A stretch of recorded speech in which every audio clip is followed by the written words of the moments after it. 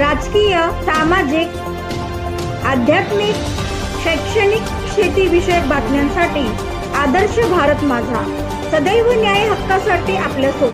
करंजाडेतील operation सिंदूर समर्पित असलेली दहीहंडी विशेष आकर्षण. करंजाडे शैक्षणिक सामाजिक विकास मंडळाचे आयोजन. करंजाडे वसाहतीतील ऑपरेशन सिंदूरला समर्पित दहीहंडी उत्सव आकर्षण राहिली. करंजाडे शैक्षणिक सामाजिक विकास मंडळ आयोजित माजी सरपंच रामेश्वर आंग्रे यांच्या माध्यमातून आयोजित केलेली दहीहंडी उत्साहात पार पडली. यावेळी मानाची दहीहंडी पनवेल कोळीवाडा येथील जय महाराष्ट्र शिवतेज व्यायाम शाळा पनवेल कोळी समाज या पथकाने दहीहंडी फोडली. मुंबई, ठाणे, कर्जत, पनवेल, नवी मुंबईतील सुमारे 20 ते 25 दहीहंडी पथकाने वेगवेगळ्या थरांची सलामी दिली. यावेळी सलामी देणाऱ्या पथकाच्या आयोजकांच्या वतीने सन्मान करण्यात आला. त्याचबरोबर यावर्षी जय महाराष्ट्र शिवतेज व्यायाम शाळा पनवेल कोळी समाज पथकाने सलामी देत करंजाडेतील ऑपरेशन सिंदूरला समर्पित असलेली दहीहंडी फोडली. यावेळी माजी सरपंच रामेश्वर आंग्रे यांनी सांगितले की ऑपरेशन सिंदूरने पाकिस्तानचे पाप उघड केले. यावेळी नरेंद्र मोदी यांनी दहशतवाद्यांना त्यांची जागा दाखवत धडा शिकवला. पनवेल करंजाडेमध्ये सतत पाऊस पडत असूनही या कार्यक्रमातील गोविंदांचा उत्साह पाहण्यासारखा होता. या उत्सवाला मोठ्या संख्येने लोक सहभागी झाले होते. मित्रपरिवारासह करंजाडेकर, प्रशासन व पोलिसांनी चांगल्या प्रकारे सहकार्य केल्याबद्दल आंग्रे यांनी आभार मानले. अण्णासाहेब आहेर, आदर्श भारत माझा, करंजाडे. रामेश्वर आंग्रेजी यांच्या नेतृत्वात भव्य दिव्य दहीहंडीचं आयोजन करंजाड्यामध्ये पाहायला मिळतंय. काय आता या क्षणी काय भावना आहेत? आज महाराष्ट्राच्या कानाकोपऱ्यात, खास करून आपल्या पनवेल विभागाच्या कानाकोपऱ्यात दहीहंडीचं एक वादळ आपल्या सगळ्यांना बघायला मिळतंय. युवा शक्ती आमची मोठ्या प्रमाणावरती रस्त्यावरती आहे. अनेक गोविंदे, अनेक गोविंदा पथक मोठ्या संख्येने गोविंदाचे थर लावून त्या ठिकाणी हंडी फोडण्यासाठीचा त्यांचा प्रयत्न आम्हाला बघायला मिळतोय. आज करंजाडे शहरामध्ये जे खऱ्या अर्थानं विकासाच्या मार्गावर झपाट्याने वाढणारं शहर म्हणून ज्याची ओळख आहे, या शहरामध्ये सलग 8 वर्ष रामेश्वर आंग्रे यांच्या माध्यमातून ही भव्य दिव्य दहीहंडी साकारली जाते. एखाद्या उपक्रमाची सुरुवात करणं हे सोपं असतं, पण त्याचं सातत्य टिकवणं हे तितकंसं सोपं नसतं. रामेश्वर आंग्रेजींच्या माध्यमातून सातत्याने 8 वर्ष जेव्हा या हंडीचं सातत्य टिकवलं जातं, तेव्हा जनतेशी त्यांची जुडलेली नाळ, जनतेशी असलेले जिव्हाळ्याचे संबंध हे त्या ठिकाणी समोर येतात.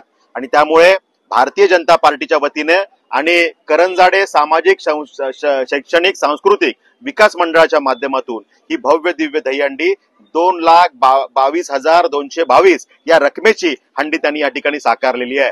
आणि सातत्याने अनेक पथकं या ठिकाणी येत आहेत, मनोरे रचतायत आणि आपला उत्कृष्ट कलाविष्कार सादर करतायत.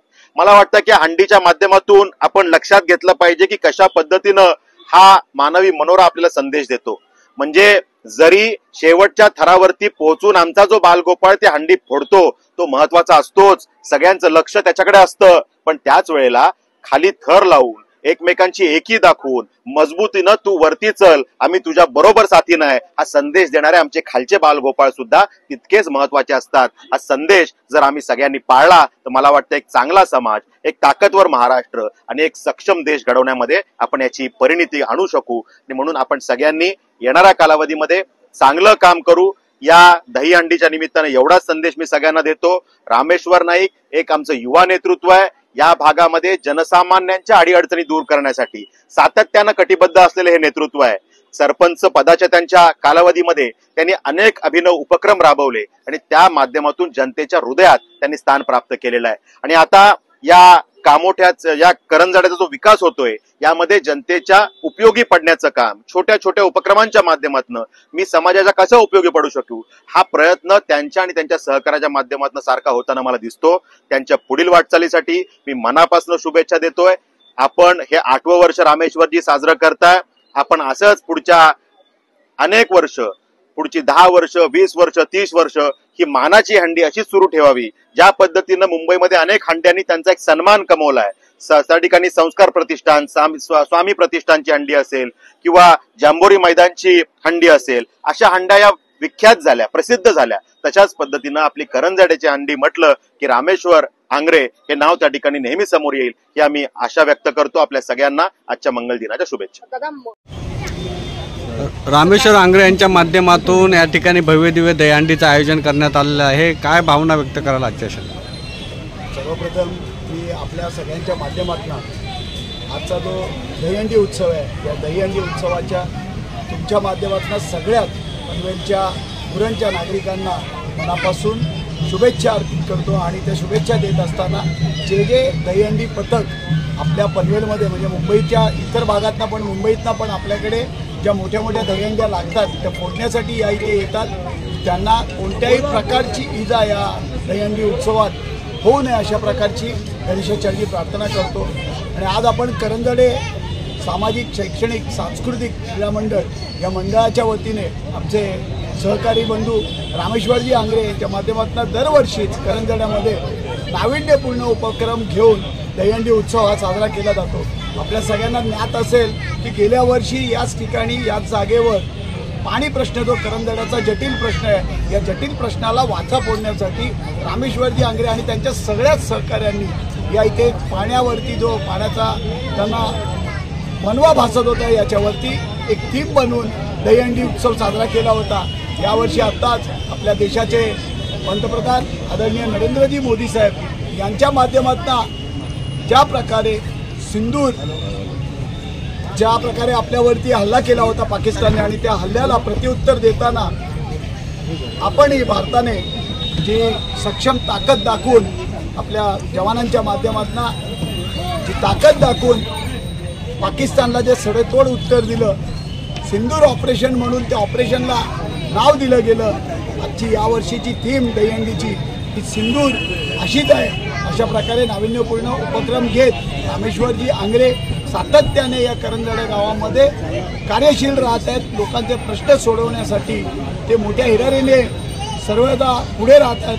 आज नक्कीच त्यांना आदरणीय या पनवेल तालुक्याचे आमदार प्रशांतजी ठाकूर असतील, आदरणीय आमदार महेशजी बालदी असतील, आदरणीय सन्माननीय रामशेठ ठाकूर साहेब असतील, ज्यांच्या पालकत्वामध्ये आम्ही सगळे आहोत, ते आदरणीय भाऊ जयम म्हात्रे साहेब, प्रीतमजी म्हात्रे, आज आमच्या जिल्ह्याचे अध्यक्ष जे अविनाशजी कोळी नेहमीच सगळ्यांना, तो युवा असू दे, वयस्कर असू दे, कोणत्याही वयातला असू दे, त्याला सोबत घेऊन भारतीय जनता पार्टीचं जे काम आहे ते अगदी मोठ्या नेटाने या रायगड जिल्ह्यामध्ये वाढवत आहेत. कार्यकर्त्यांचा वाढता ओघ आणि आमच्या अध्यक्ष त्यासाठी घेत असलेली मेहनत ही वाखाणण्याजोगी आहे. या सगळ्यांचा आशीर्वाद रामेश्वर आंग्रे यांना आहेच. त्यामुळे मला खात्री आहे की यापुढे करंजडे गावाचा जो विकास आहे, करंजडे गावातील जे प्रश्न आहे ते प्रश्न सुटण्यासाठी रामेश्वर आंग्र्यांना कोणत्याही प्रकारचा त्रास होतो. करंजड्यामध्ये दहीहंडीचं 8वं वर्ष भव्य दिव्य आयोजन आपल्या माध्यमातून करण्यात आलं आहे. जनतेला काय या दहीहंडीच्या निमित्तानं काय आश्वासित करा? भारतीय जनता पार्टी करंजडे व करंजडे सामाजिक सांस्कृतिक शैक्षणिक विकास मंडळ याच्या संयुक्त विद्यमाने आज 2025 रोजी दहीहंडीचा भव्य दिवस आयोजन झालेलं आहे. खरोखरच करंजडेमध्ये हे सातत्यपूर्ण आम्ही उपक्रम करत असताना दहीहंडी हा मोठा उपक्रम आम्ही करत असतो. ते 8वं वर्ष एक उत्साहाचं वातावरण इकडे सगळ्या निर्माण झालेलं आहे. आणि आज खरोखरच एक सांगावं झाले, दरवर्षी आपण काही ना काही थीम घेऊन पुढे जातो.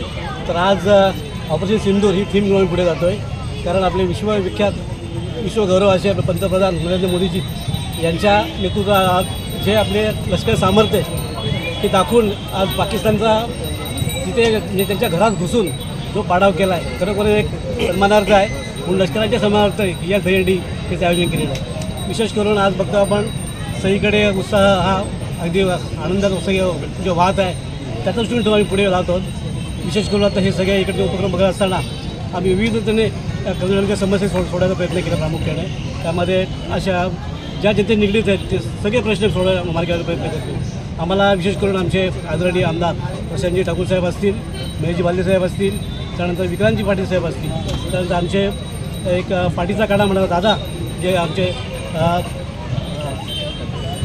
प्रीतमजी म्हात्रे असतील, या साऱ्यांच्या मदतीने आणि आमच्या आत्ताच अविनाशजी कोळी यांचे आगमन झालेले आहे. त्यावर आमचे एक मार्गदर्शक गणेशजीकडून त्यांची उपराष्ट्रपती नेमणूक झाली आहे. त्यांनाही अगदी त्यांच्या सगळ्यांचं पाठबळ या पाठीशी असल्यामुळे या कर्नाटक विकास करण्यासाठी आम्ही सातत्याने प्रयत्न करत असू आणि राहू.